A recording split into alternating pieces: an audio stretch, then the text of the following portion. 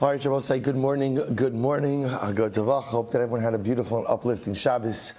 An incredible schus Baruch Hashem to be able to begin another week of Ezu Neshech together. Begin by thanking all of our sponsors for today's share. To thank our Talmud Torah sponsor for the month of Nisan, Said and Simahakin, for dedicating all the Shir and Drushos this month to show the Hakaras HaTov to Hashem for all of his Nisim and Niflaos. May HaKadosh Baruch Hu continue to bestow his Rachmanos upon us, redeem all of the hostages, and provide complete Hatzlacha to our soldiers, to Am Yisrael, to Eretz Yisrael, and the Ilui Nishmas Yerachmiel Bak's father, Martin Bak Mutl Ben Chaim Leib HaKohen Zichron Livracha.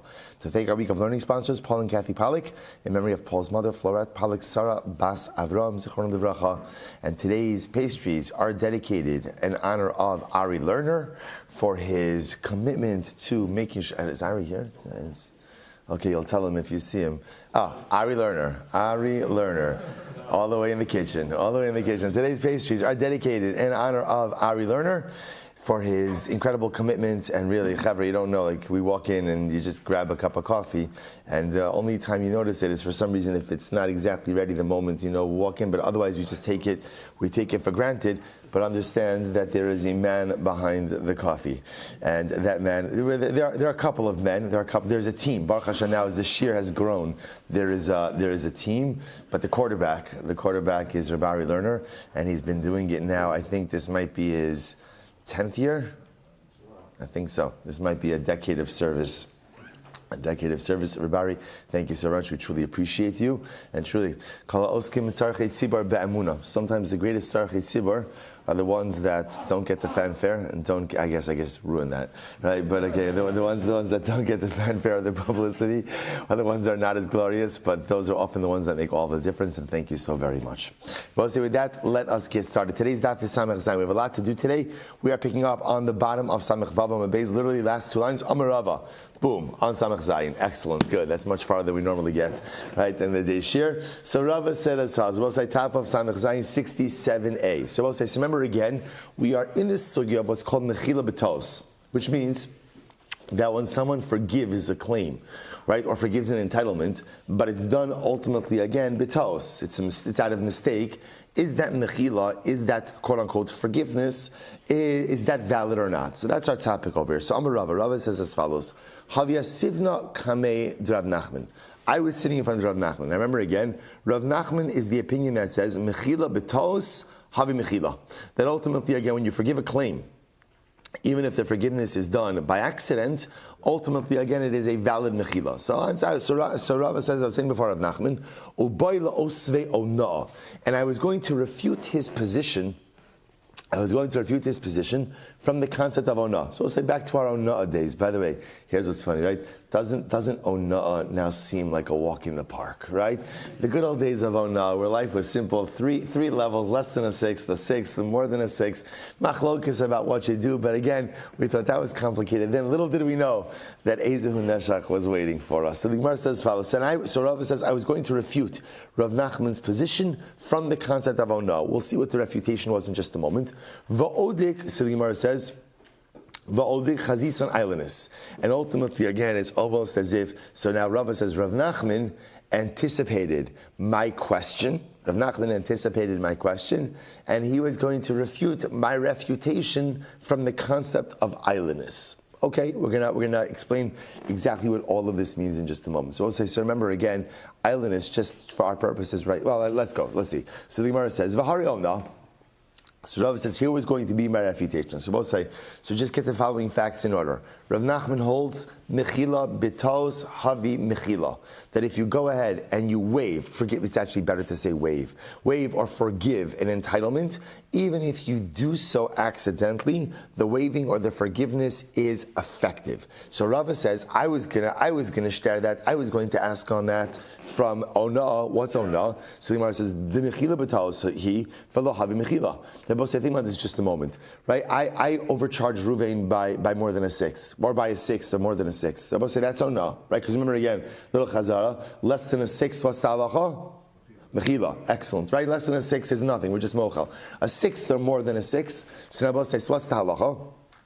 Now, again, I'm selling an object to Ruvain. I overcharge him by a sixth. Ruvain willingly buys the object. Now, by his willingly buying the object, we'll say, what is that? What do we call that?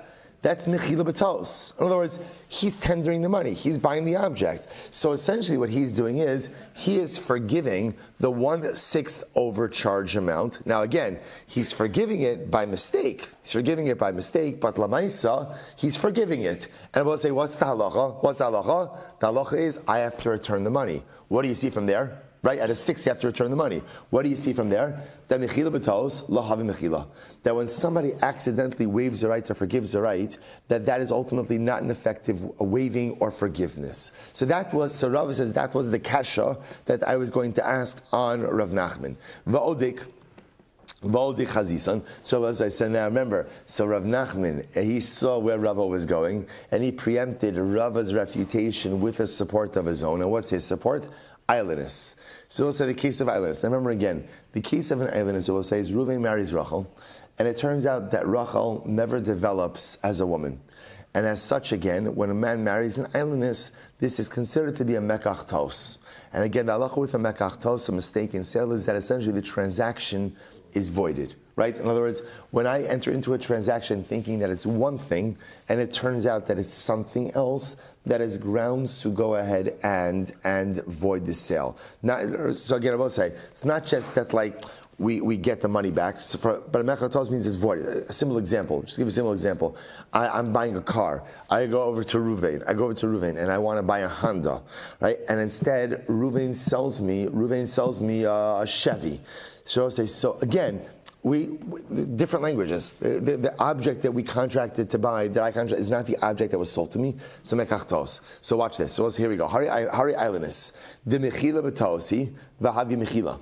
So we'll say, so islandess is an example of mechila b'tos, a mistake in mechila. We'll see what this means in just a moment. And it works. So I will say, so what's the case? This is actually really a lot of very interesting information over here brought down in this case. Hamima enes. So we'll say, so now a number of different marriage cases. Mima enes miyun is talking about a case of a mother or a brother who married off a minor girl. So remember again, midaraisa, who has the ability to marry off a minor girl, midaraisa, who has the ability to do so, right? Only the father. That's biblical marriage. So mother and brother have the ability to do so, but it is only going to be midrabanan. Midrabanan. So we'll say, so now because it's midrabanan, how does the girl get out of that relationship? How does she get out of it? Miyun. Simple refusal. She doesn't need a get, she doesn't need anything. She just says, you know what, I don't want this. Now again, this is assuming she's doing this while she's still a minor.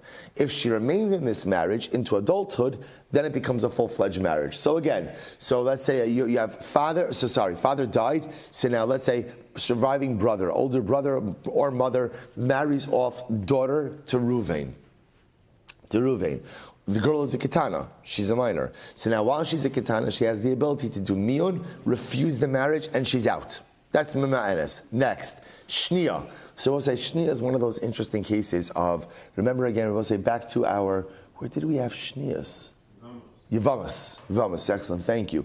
Right, so we'll say, so remember again, in our Yavamas days, in shnias are secondary arayos, rabbinic arayos. So these are marriages that are forbidden midrabanan, but are permitted biblically. So a man who gets into a marriage with a shnia, or v'ha'ailanis, an ailanis, so we'll say, is a woman who fails to mature physically. In all of these cases, I will say, Ein lahem lo ksuva, v'lo peros, v'lo mazonos, v'lo belos. In all of these cases, when these marriages, I will say, so just to point out over here, Mima enes is the case ultimately where the girl is dissolving the marriage, right? Shnia, the halacha dissolves the marriage because we can't allow, right? It's a rabbinically prohibited marriage. Shnia and islandess, we would generally assume that it is the man who is voiding the marriage als mekach tos. In all of these cases, there's no ksuva, there's no peros.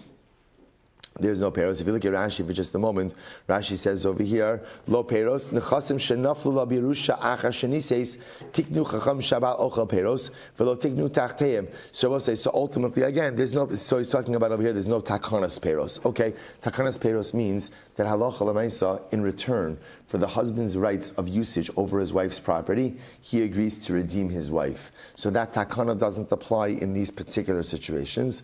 Velo mazonos, there is no obligation for for mazonos, an obligation for a husband to provide mazonos for his wife in these scenarios, v'lo belos, and ultimately, again, halacha l'maisa, if the woman went ahead and brought in certain articles of clothing or certain items, and the husband used them over the course of the marriage, normally upon death or divorce, the estate or the husband returns whatever residual is left over. There is no obligation to return the residual in this situation. I will say now, watch this. So now, in this case over here, let's focus on the islandess. The islandess brought in certain things to the marriage that the husband used, right? She's mochel on the use of her property by her husband. Now it turns out that the marriage was never really a marriage. It's it's voided because she's an islandess. So I will say, yeah, what's the halacha? The husband doesn't have to return any of the stuff that he used. What does that show you? Mechila betos, havi mechila. So I will say, so in this case over here, she thinks that she's allowing her husband to use the property because this is a bona fide marriage. It turns out that it wasn't a bona fide marriage. And yet again, we don't make the husband pay back any of the stuff that he used. So you see from here that a mistaken forgiveness or waiving of rights is still a valid mechila, still a valid forgiveness or waiving of rights. So I will say, so just to follow the flow over here, right? So Rav Nachman was on the record saying, mechila betalos havi mechila, right? You make a mechila, right? You make a mistake in mechila, you mistakenly forgive or waive rights. I'm not going to translate anymore because now you know it. Mechila betalos, he owes its mechila. Rava says, I had a kasha on this, and he wanted to bring the kasha from ona'ah, because the fact that you have to return ona'ah shows that mistaken mechila is not proper mechila. Rava preempted it by saying I could support. Now Rava doesn't really address no, but Rava supports his position with islandess. A man is married to an islandess. The marriage is a voidable union, and yet the husband doesn't have to return any of the property that he used. That shows mechila b'tos, havi mechila.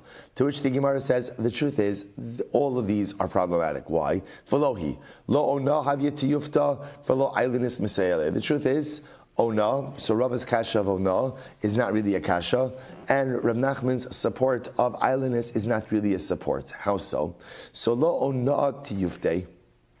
Suppose now watch this. Ona is not a refutation. Why not? De lo yada di ise ona de machil gabe. See, Rabbi say, the problem over here is, the problem in the Onah case is, when I sell to Reuven, I'm overcharging him by a sixth. Reuven is unaware that there's even Onah. Right? That's the whole kabbalah. Mechila b'tos doesn't mean necessarily a lack of knowledge. Mechila b'tos means you're fully aware of all the facts. You're fully aware of all the facts, and you waive something accidentally. In this case of ona'ah, the party, the buyer, has no knowledge of the concept of ona'ah. He does not realize that there is ona'ah happening over here. This is this is in a separate bucket. This is in a separate bucket that we normally call chisaron yediyah, where you are fully and totally unaware of what is involved in this transaction. So you can't bring a proof from this. Furthermore, it's actually very interesting. Islandess, I will say, islandess is not really a good proof to Rav Nachman. Why not? So I'll say this is fascinating. Rachel, who is the islandess over here in this case, it is actually beneficial for her to just have the shame of a married woman. Shame meaning shin mem, not shme, right? In other words, the shame, the title, right? The identity of a married woman. Why? Because I will say at the end of the day, so an islandess is in a real bind. Right? The islandess is in a real bind because again, it's going to be difficult for her to go ahead and contract any marriage because again of an identity issue or just of not an identity issue, she's a woman, but Lamaisa just it's going to be difficult. So for her, the fact that she was in a marital union, even though again that marital union could ultimately be voided, and even though again halacha lemaisa it'll go ahead and result in the loss of property, it's a good investment for her. It's worth it for her because now she's been involved in a marital union, and some way, somehow, that's helpful for her identity as a woman. Just an interesting idea. So therefore, again, essentially, the Gemara is suggesting is she's willing to accept the loss. She's willing to accept the loss. So therefore, I will say again, halacha l'maisa, this machlokes. So really, Rav's kasha on Rav Nachman didn't work. Rav Nachman's proof for his position didn't work. And at the end of the day, the machlokes about is mechila b'taos. Does mechila b'taos work or not? That question ultimately still remains. Incredible. So I'll say, so let's go ahead. So I just want to point out, you also see over here that within this form of mechila b'taos, the Gemara distinguishes between waiving of a right accidentally, or waiving of an entitlement accidentally, versus being totally oblivious to something. So the Gemara's example over here of ona is a case of obliviousness. Obliviousness is. Right, good, right, good. So being oblivious to it. So that's just, I just want to point out, and we'll get more into that distinction in Meretz Hashem about waiving something by accident versus being totally oblivious to something. Just keep those two categories in mind, because we're going to delve into that a little bit more. All right, let's go weiter. Says the Gemara, Hayi esesa the amr le'lahu gavra zil zaman li ara mikruvai. So listen to this. We'll say there was a woman who came over to Ruvain, right? So let's call it Rachel, comes over to Ruvain. Rachel and Ruvain unrelated. So Rachel comes over to Ruvain, and Rachel asks Ruvain to essentially act as her shaliach, to go ahead and purchase property from one of Rachel's relatives. Okay, so the Gemara says, Azal Zabala. So what happens? So Ruvain does his shlichus. He goes and he purchases the property for her. Amarle. So we'll say, so now let's call the seller Shimon. Right? So Shimon is Rachel's relative, and Reuven is acting as Rachel's agent to purchase property for her from Shimon. Okay, no problem. So they're concluding the sale, and Shimon says to Reuven, Amarlei ihavali zuzi mahadras la nehele. So Shimon says to Reuven, so I'll tell you, right now I'm selling property because I'm short on funds. But I just wanted, because I will say again, from the Gemara's perspective, the only reason you're ever selling real property is because you need cash. If you don't need cash, people aren't generally selling real property. So therefore, Shimon says to Ruvain, listen, I'm short on cash, so I'm selling you the property now, but I just want to tell you, I reserve the right to buy back the property, right? Essentially to redeem it back at this current price. When I have money. Okay, so I'll say, so Amarle, at v'navla achi. So I'll say, so Reuven says back, now Rashi points out Navla, the second gear of Rashi is that Navla was the woman's name. Navla was her name. So Reuven says to Shimon, look, you and Navla, you're relatives, I'm sure you'll work it out. Terrible, right? Terrible thing, right? The worst misconception that just because people are related that they can work stuff out related to money. I'll say, so this is very interesting. So remember, as far as Reuven is concerned, right? Reuven is just the shaliach to buy property. Reuven wasn't charged with anything other than buying a piece of property. Shimon says to Reuven, I'm selling it, but with a t'nai, with a condition that when I have money, I can buy it back. Reuven responds, look, you and Navla are related. I'm sure you guys could come to an agreement. Okay, so Amar Barafuna, call at v'Navla achi, Amar, Samcha daite velo gamar omikni. So we'll say, so it's interesting. So Rabbi Barafuna says, just understand, this is a valid t'nai. The fact that the seller, that Shimon said, listen, I'm happy to sell, but again, I just want to be clear that I'm selling with a condition. That at the end of the day, I have the ability to buy it back when I want. And Reuven the Shaliach responded, you and Navla are family, you'll work it out. Then this is property sold with a t'nai. Okay. The Gemara says, Arahadra. So we'll say, so obviously it goes without saying that because of the Tanai, say Nachinami. Whenever Shimon runs into money and Shimon has the ability to buy back the field, he absolutely has the right to do so. Here's the interesting shaila. Peri Mai. So we'll say, what about the produce? So now let's just play this out. So let's say they go ahead and they enter into this contract on May 5th. On May 5th, 2024, right? So now what happens? So Shimon sells the field, right? Navla gets the field. And on May 5th, 2025, so Shimon shows up and he buys back the field. So we'll say, what's the problem? Or what's the question? The whole year, Navla has been consuming peiros. She's been consuming produce. So the Shai Navla says, now this sounds like a potential ribbis situation. Why? Because what's going to happen? It turns out, so in any case of a sale like this, so it turns out that when Shimon buys back the field, essentially the money was kind of like a loan. kind of like a loan. So Navla is going to get back her money, right? And what? But she's also consumed a year's worth of produce. So what do you do with the produce? Now, is that ribis? Is it not ribis? So what do we do? So watch this. So Gemara says, Pei Rimai. What is the status ultimately again of the peiros? Of the peiros. The Gemara says, ribis ketzutzi havu v'yotzi b'diyanin. So Rabbi says, that's very interesting. Now, one more piece of information. Remember again, we had ribis ketzutza. Rabbi say, what's ribis ketzutza?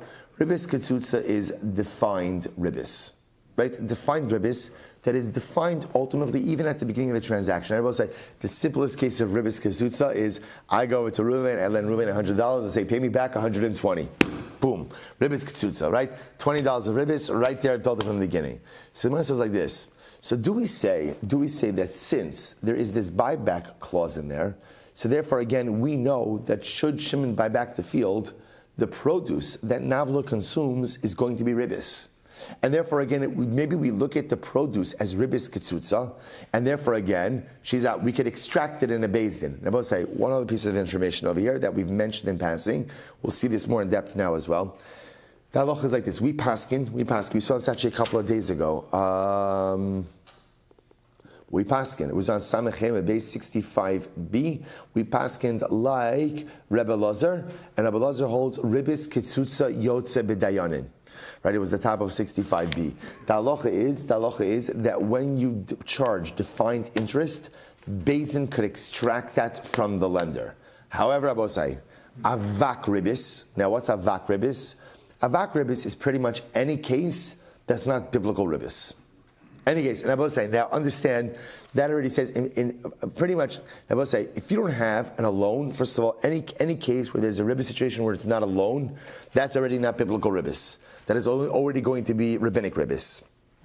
So avak ribis is aser, you can't charge it, but if you do charge it and it's paid, it's not recoverable. Beis din won't recover that for you. Now, if you're the guy who charged it, there is a midas chasidus to return it.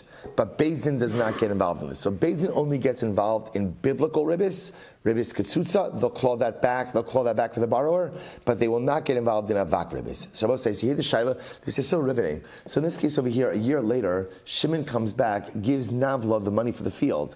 Navla has consumed a year's worth of produce. So what's the halacha? How do we look at the produce?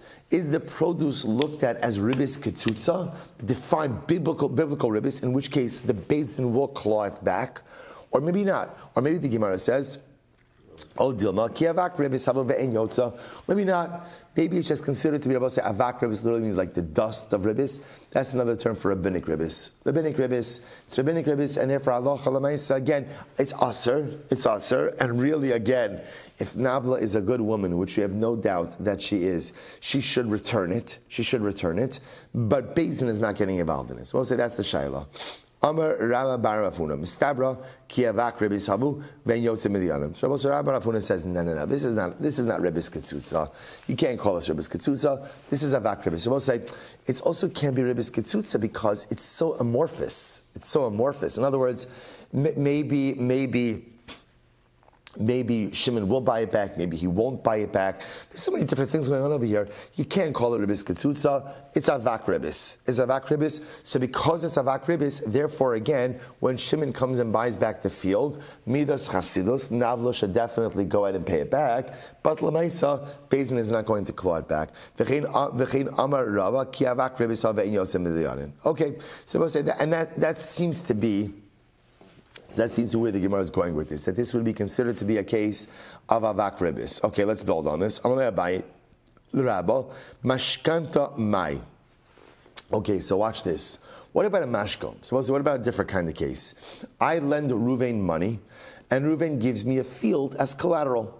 Okay, so now we'll say the duration of the loan is 5 years. 5 years. So now we'll say, so now I want to go ahead and use the produce of the field. So can I use the produce of the field, or is that considered to be ribis? Look at Rashi just a moment.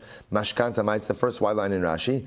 Mashkan lo sada v'lo katzim alachol peros hashem ribis elastam v'hu yored v'asa v'achol. So we'll say, so what happens? I lent Reuven $10,000. Reuven gave me a field. The field is collateral. The truth is, we just didn't say anything about the produce. It never came up. So I decided, you know what? I'm holding on to it anyway. I'm going to make myself at home, right? I work the field, I till the soil, I plant the crops, whatever else is involved in farming. I can make up more stuff, right? Right? And I go ahead and I enjoy the produce. So I'll say, so now, what is that? What is that? So the Gemara says, on one hand, hasam taima mai mishum delo katzlei. So we'll say, so on the other hand, in the previous case, maybe the reason why it wasn't ribis was because nothing was ever defined. So the Gemara says, hachanami lo katzlei. So too over here. So too we'll say over here that Allah Chalamaisa, right? There was never, Ruvain and I, we never spoke about the produce. So because nothing was ever defined, therefore you can't call this a ribis situation. Or Dilma, hasam zvini hacha halva. No, we'll say, no. This case, in the previous case, the reason why maybe the whole arrangement didn't produce also a ribis situation is because that was a sale. And already again, in any case of a sale, that's already going to be a vak ribis. That's ribis. Rabbi say, this is a loan. And already now, when you're talking about, again, I've lent Ruvain $10,000. In 5 years, I'm getting back $10,000. And then for 5 years, I'm consuming produce. I don't know. That's definite. Even though, again, we never negotiated anything, that certainly sounds a lot more like ribis. To which the Gemara says, Amarlei, hasam taimamai, mishum de lo katzlei, hachanami lo katzlei. So we'll say, so no, he said to him, no, we'll say the reason why it's not ribis in either case is because nothing was ever defined. So because nothing was ever defined or nothing was ever negotiated, therefore Allah Chalamaisa, you can't call it ribis. Can call it ribis. In other words, a ribis transaction is one in which there is a clear obligation for principal plus additional amount. In this case over here, all I was given was a field. The field was to be my collateral. There was never any discussion regarding the payros, and therefore you can't call that ribis. Amara papi, avad ravina uvda. So I say, now watch this. So ultimately, again, Ravina conducted himself in this particular way, namely that's what I will say in a case of a sale, right? In this case of a sale, and right of a field, the chashiv the apik peri delo kirava barafuna. So let's listen to this. So Rav Papi had a situation like this. I will say more resembling the sale case than the loan case. And Rav Papi, at the end of the day, when the seller bought back the property, he went ahead and he extracted the payros from the purchaser.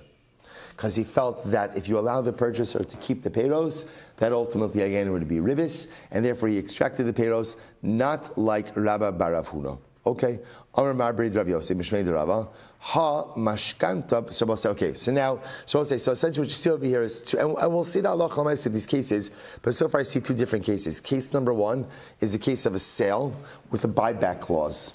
Right? So essentially, again, we could even just, we'll say, the Nafla piece kind of just was interesting because that's how the case occurred, but you could just simplify it. Reuven goes in and sells Shimon a piece of property. Shimon says, no problem, I'm selling it to you, but if I want the opportunity to buy back, I reserve that right. Reuven says, okay, right? 5 years later, Shimon buys it back. What do you do with all the produce that Reuven consumed over the course of those 5 years? That's one case. Case two, Reuven lent Shimon money, where, right, Shimon gave Reuven collateral. Right? They didn't stipulate anything regarding the field. Ultimately, again, Reuven consumes produce over those 5 years. 5 years later, Shimon then goes ahead and pays back principal. What's the status of the produce? So I will say, so two cases. Now, obviously, case number one, at most, is going to be a vak ribis. It's not going to be ribis ketzutza. Number one, because there's nothing defined. Number two, because it's a case of a sale, not a case of a loan. The real ikr case comes in case number two, because that's a loan. And even though there is nothing defined, but Allah Chalamaisa, again, it certainly resembles a ribis scenario. So just hold those two cases in your mind. We're not finished yet. Says the Gemara. Next, Amar Marbreid Rav Yosef B'Shmei Rava Hamashkanta Ba'asra de Mesalki. Okay, so we'll say this is really quite fascinating over here, and this opens the door to a couple of other additional cases which are really very interesting. So watch this. So let's say there are two different types of loan scenarios. One type of loan scenario is like this. So imagine the following scenario. Reuven lends Shimon money. Reuven lends Shimon $10,000. Shimon gives Reuven a field as collateral. Okay. So let's say the duration of the loan is 5 years. 5 years.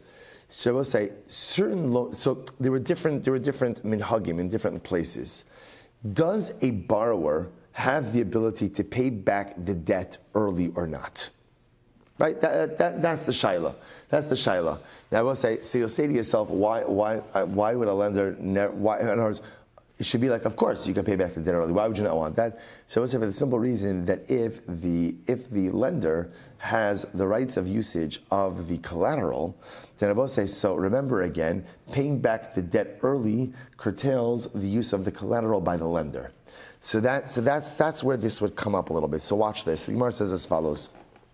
Ha-mashkanta ba'asra de masalki. So we'll say, so now Reuven lent Shimon $1,000, let's make it $10,000 for 5 years, and Shimon gave Reuven collateral of land, and let's say this is a place, literally we'll say, mashkanta ba'asra de masalki. He gave him collateral in a place, right, in a place, in an area where ultimately, again, the borrower could remove the lender. Now I will say what that means, borrower could remove the lender means, borrower could pay back the debt early, removing the lender from the collateral. So what's the halacha? Achol shir zuzi. So we'll say, before we go on, take a look at Rashi.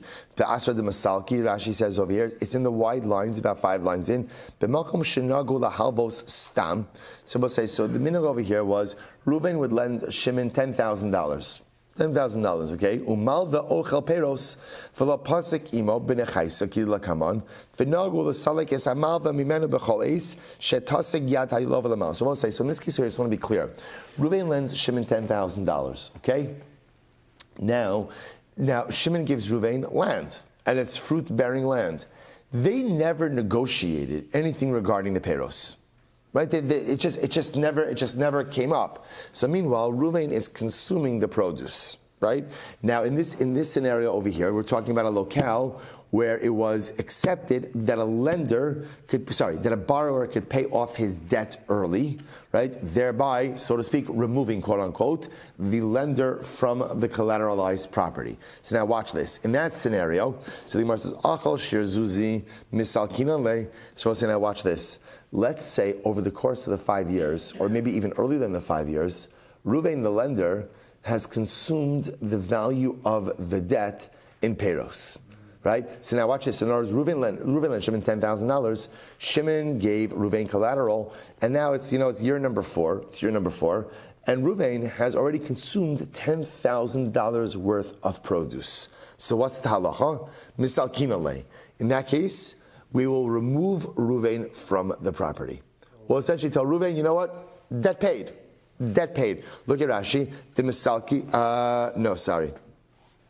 Achol kashir zuzi. Look at that Rashi. He says, "Kafi ma shenim karna peros b'shuk uba lova lefanenu v'tava v'amar eini ritzoni shiochal perosi beribis yashumu peros shachol v'yitleim b'chovo ilo havali zuzi lo misalkina lehashta." So listen to this. So Rashi adds in a very important piece over here. So let's say it's year number 4.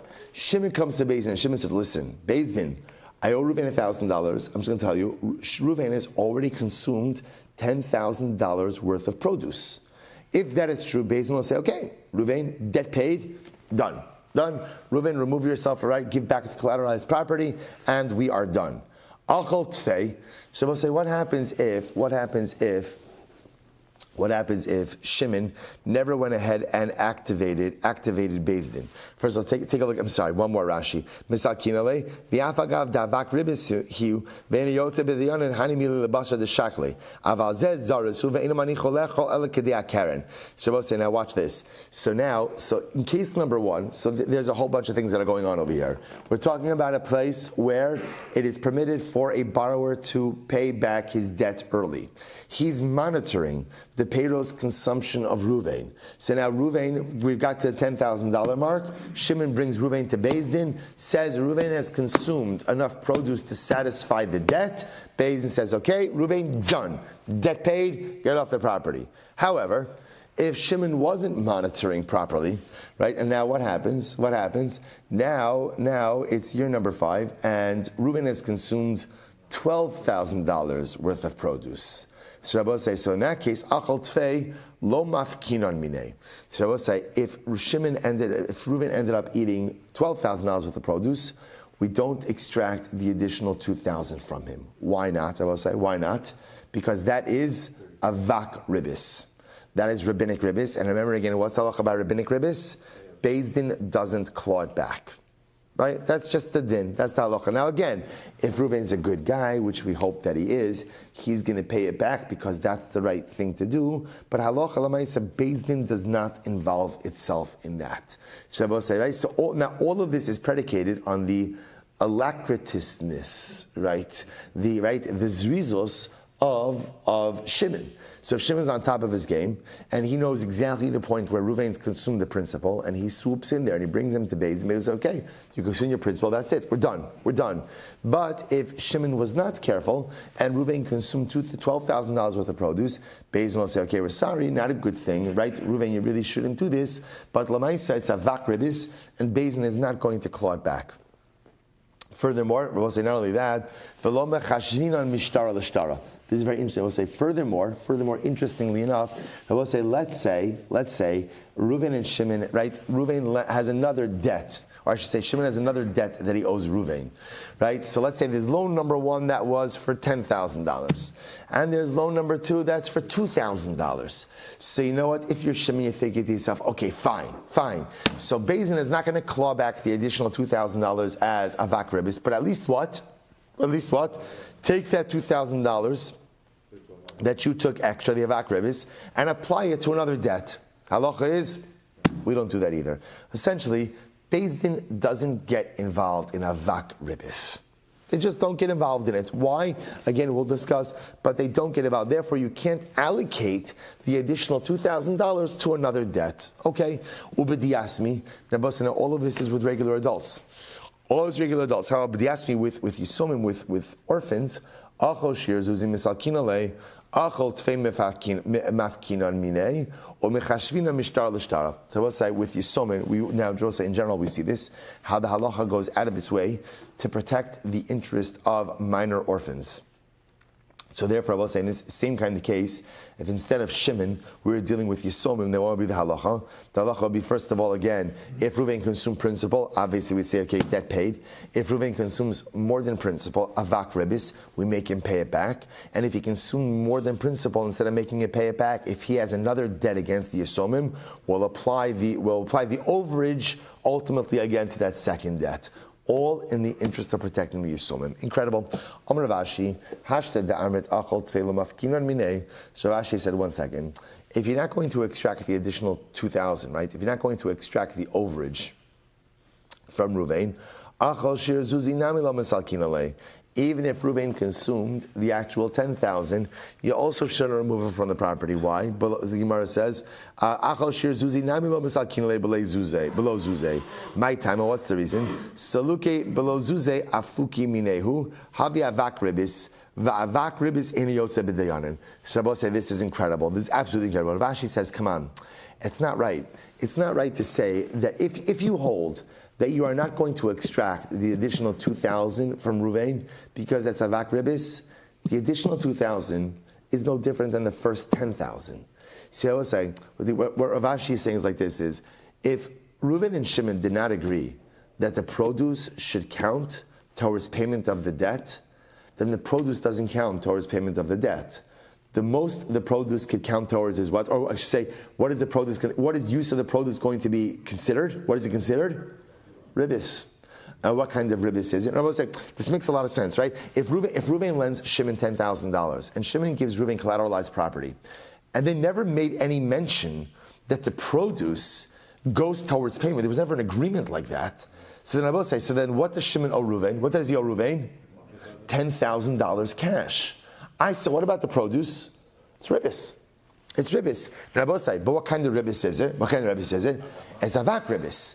And the issue with avak ribis is, I will say, the problem with avak ribis is that borrower is at the mercy of the lender to get it back, because Beis Din does not intervene in avak ribis. So I will say, this is so fascinating. Rav Ashi is saying, you're making this distinction between the produce that corresponds to the principal versus the produce above and beyond the principal. But Rav Ashi says, that's incorrect. There's no agreement that produce goes to pay down principal. As such, every piece of produce is ribis, or more specifically, avak ribis, and therefore halacha l'maisa is incredible. At the end of the loan, Shimon is going to owe Ruvain $10,000. What about the produce? Ribis, avak ribis, and unfortunately, again, Beis Din is not intervening in that.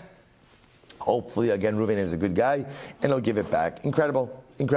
So the Gemara says, "Avak ribis in Yotze b'dayanin."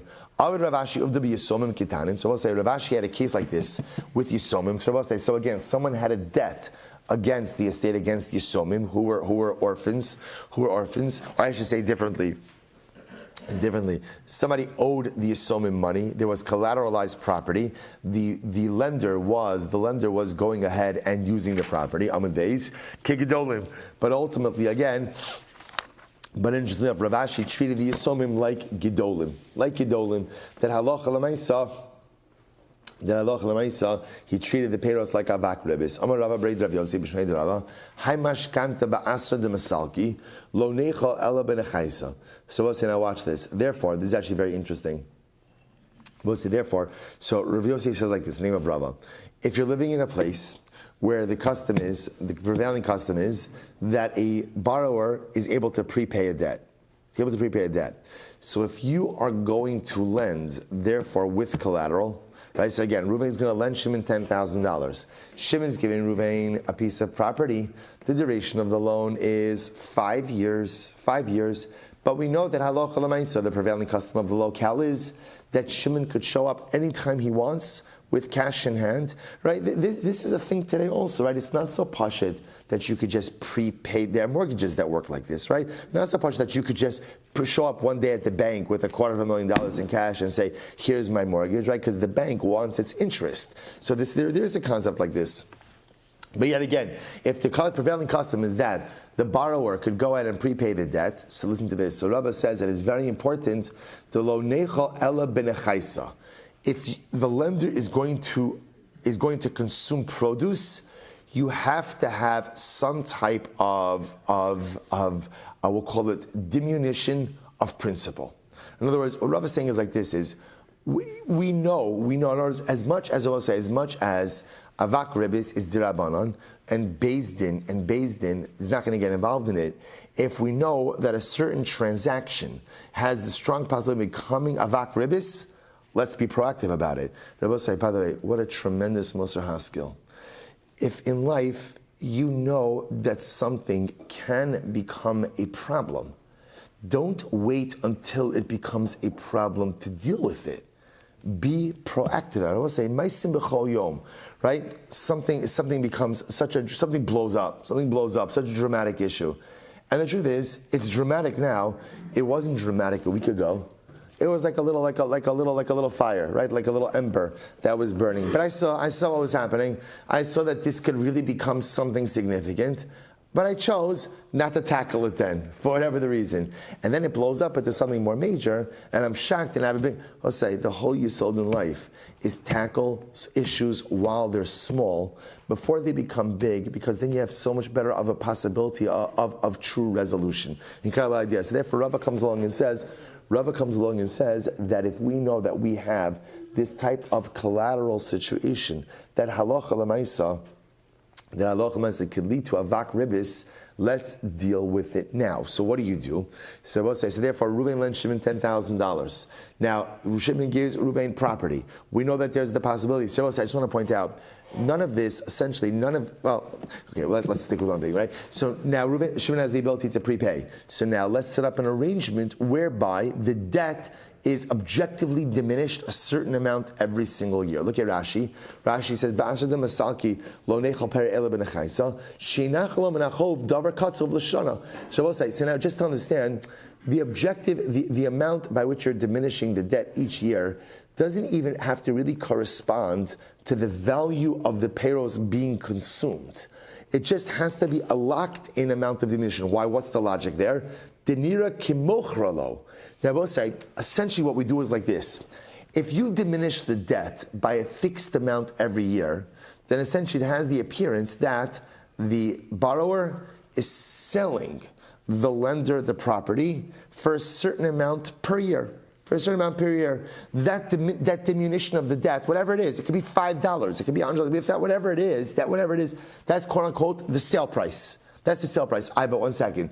They're going to tell me that Shimon's selling Ruvain the field for $100 a year when the field could produce $5,000 of produce a year? Yes. What's the answer? The answer is you're buying a future. So remember again, so I'm buying the field for $100 a year, but Lamaisa, what if the field produces nothing? What if there's a drought? What if there's locusts? What if there's hail? Okay, we can go through all the markets, but you understand, right? In other words, the idea over here is, true, you're buying it for a year, you may also totally lose because the field may produce nothing. So therefore, again, Rav is suggesting this incredible mechanism over here. If you want to collateralize a field and give the lender the right to have payros in the field and avoid any type of avak ribis situation, it's easy. Just decide every year lender has the field, it knocks off X amount of dollars from the loan. That value is considered to be a purchase price, and once he's purchased the field, albeit at a discount, because it's a future, at a discount, it avoids any type of ribis scenario. Incredible. Let's just finish that Rashi. Rashi says, "Shinachalo minachov davar akatzov l'shana denira kimochro v'yor b'savek dafilu chelka v'lo yuba peros shinachalo osa kitzva hilcha kishakal minei tfei lav ribisi v'dafka." So again, since you're paying the purchase price, right? Since you're paying for the field per year, there's no ribis with any fruit you consume. But you paid so much less than the value of the produce.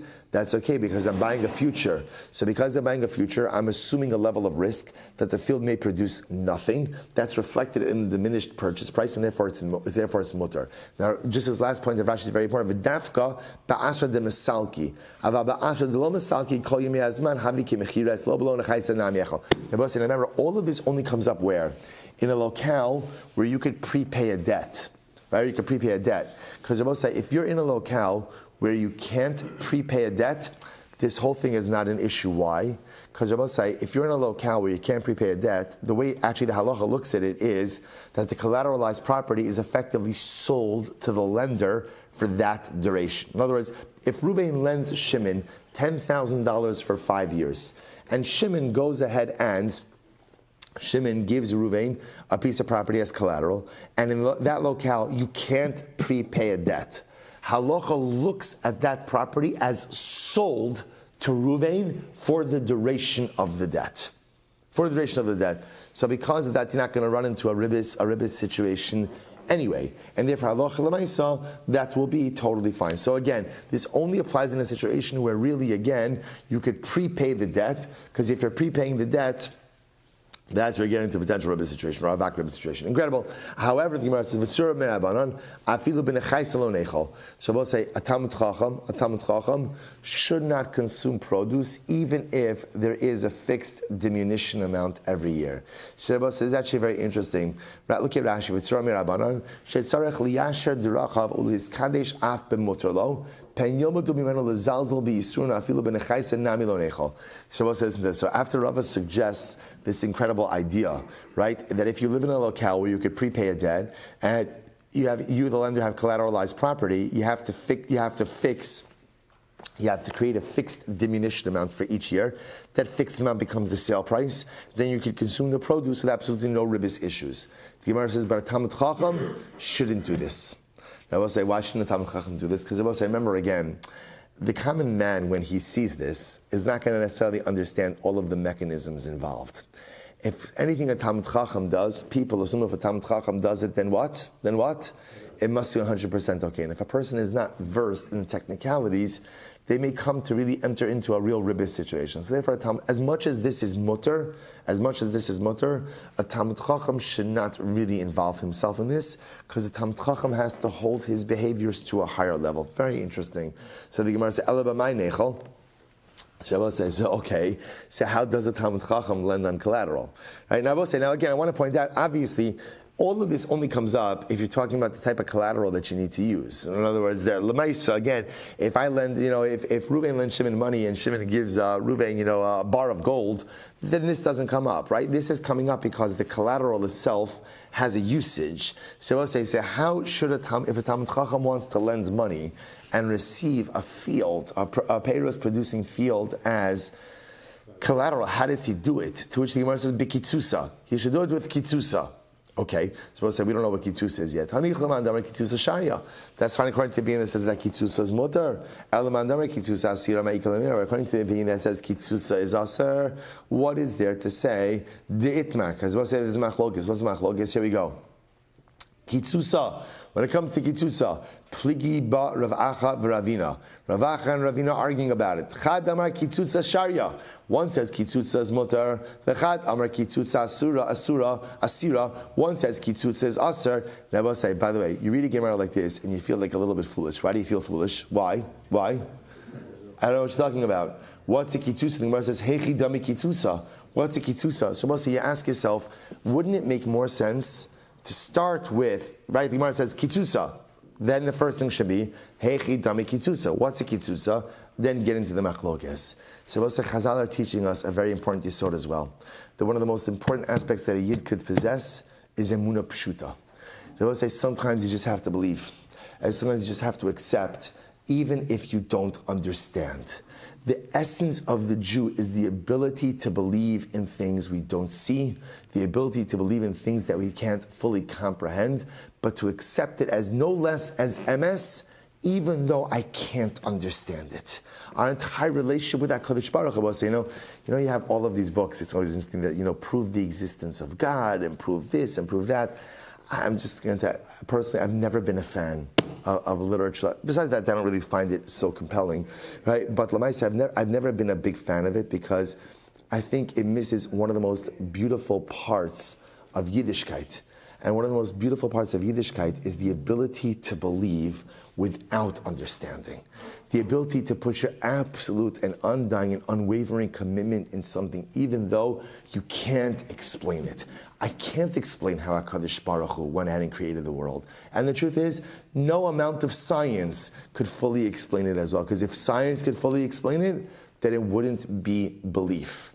It wouldn't be belief. The beauty of our relationship with HaKadosh Baruch Hu, like we spoke about on Pesach, is that there's a certain element of bittul. There's a certain element of bittul hadas, of negation of the intellect, and just giving myself over totally to HaKadosh Baruch Hu. That's what I'll say. The beauty in Yiddishkeit is not found in the areas that you could understand or discover with your mind. That's not where the beauty is. The beauty in Yiddishkeit are in those moments that are intellectually indescribable and emotionally overwhelming.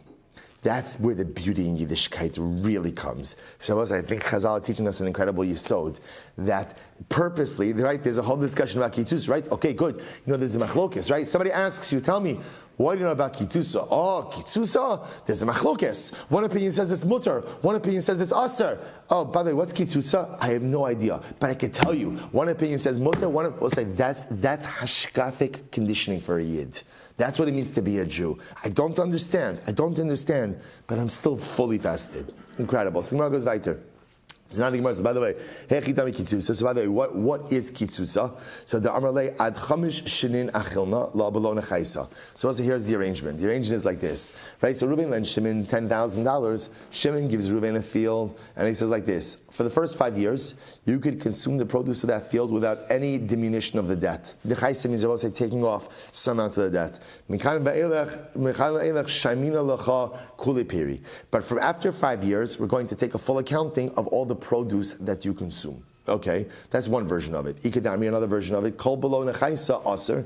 We'll say what does it mean when it says so? Ikadamri, another version. Kol below nechaisa aser. Anytime you use collateral, the lender uses collateral without some type of corresponding diminution of the debt is going to be aser. So the Gemara says, so what's kitzusa? The Amarle ad chamish shinin achilna benechaisa. For the first 5 years, you could consume peiros benechaisa. You could consume peiros, and we will diminish the debt in some way. After that, we'll go ahead and assess the full amount of peiros that you have consumed. Okay, so we'll say so two different versions. Man da asr bekamaisa, sharba basraisa. So the one who said ultimately again that it's asr in the first version would say that it's mutter in the second one. Uman da asr basraisa, heichi shar lemechal. But according to the one who says that it's asr in the second version, so how are you ever able to eat? How are you ever able to consume produce? to consume produce of a collateralized field, to which the Gemara says is fascinating. Shari ki mashkanta desura. Okay, we'll say this is going to be a fascinating sugya as well. Mashkanta desura. So we'll say what's the type of mashkon, the type of collateral that they used in surah. We'll say what was the mashkanta desura? This is incredible. Dichsivi behachi b'shalim shanya ilain tepok aroda below kasef. So we'll say listen to this. Mashkanta desura operated in the following way. We'll say essentially what it was like this. Ruvain lent Shimon $10,000. Shimon gave Ruvain a field. And I will say, and again they said at the end of 10 years, the debt will be fully paid off through your use of the field. I will say that's called Mashkanta desura, where essentially the mashkon, the collateral, wasn't simply collateral. What was the collateral? What was it? The collateral itself was the vehicle of repayment. That's called mashkanta desura. And I will say, here's what's interesting. Everyone agrees that works, right? Of course that works, because we must remember again, what are we doing? Essentially what we're saying is, every year you get to use the field is worth a certain amount of money. So let's say, for example, again, Reuven is lending Shimon $10,000. You have the field for 5 years. So what we're saying is the value of the produce of the field is worth $2,000 a year. So after 5 years, your debt is paid. And everyone will agree that such a scenario like that will work. Incredible.